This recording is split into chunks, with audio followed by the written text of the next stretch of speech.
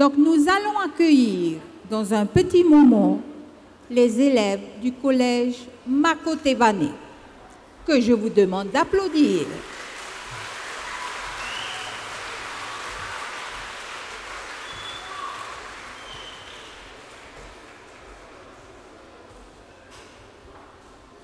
Donc, le collège Makotevane a choisi de mettre en évidence d'abord un himne Tarvateiti, To Ufenua,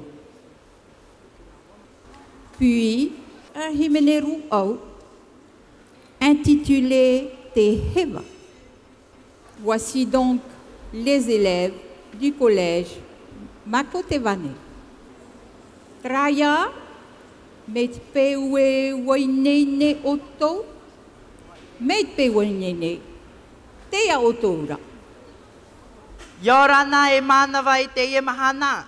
Hamaururu tato i to tato atua no to tato wharereira i te ie mahana a pitana e holwa mai no tato. Maururu tato paura ti hare mei whare ia mato. Te ie nei mato te ie te mau piahi no te whare haapi ira atua rua no Makotevane. Te af e nei mato tamato himene tarawa e te tei ruo. Maururu ti whare ora mai.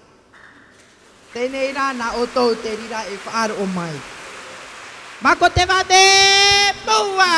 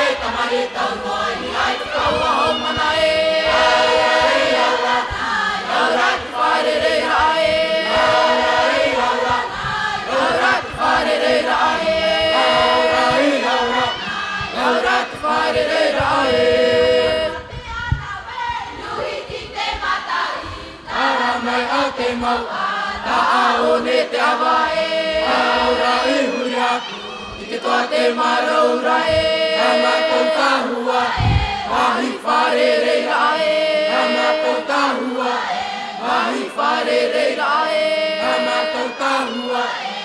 Mahi whare reira ahe. Para mai o te mau, ka aone te awai.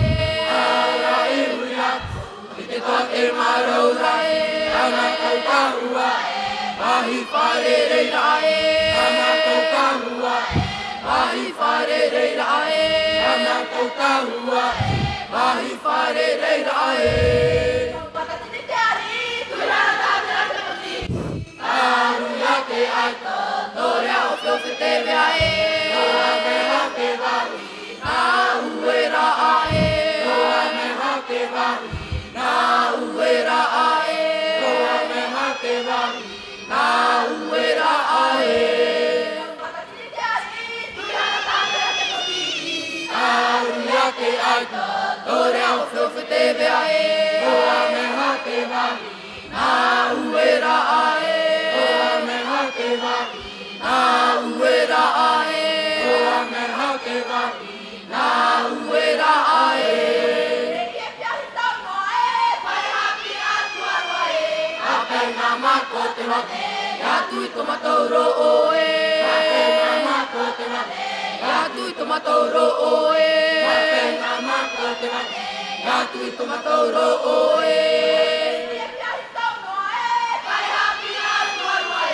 Ape ngā mako te wate, ia tui tomatou ro'o e. Ape ngā mako te wate, ia tui tomatou ro'o e.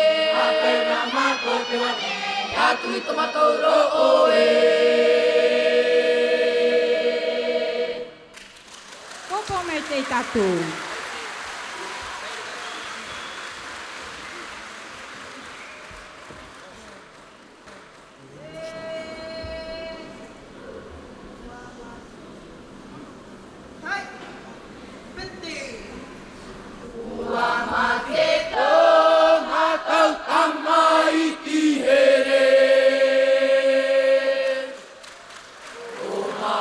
Mahu tō nai oa.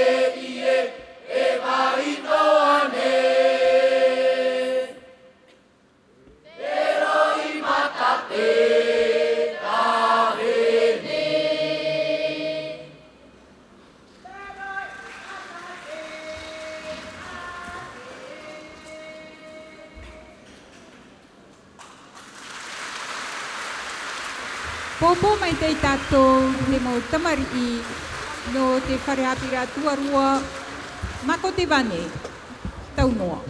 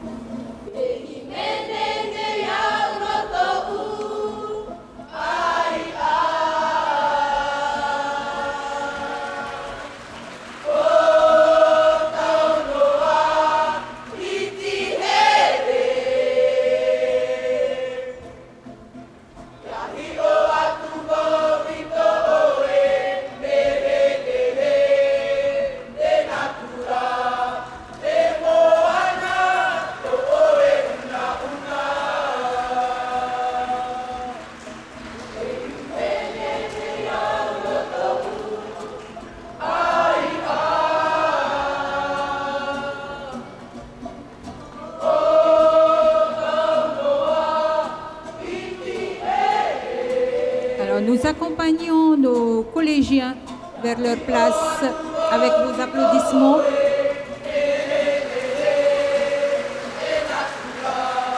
Maruru Maitei.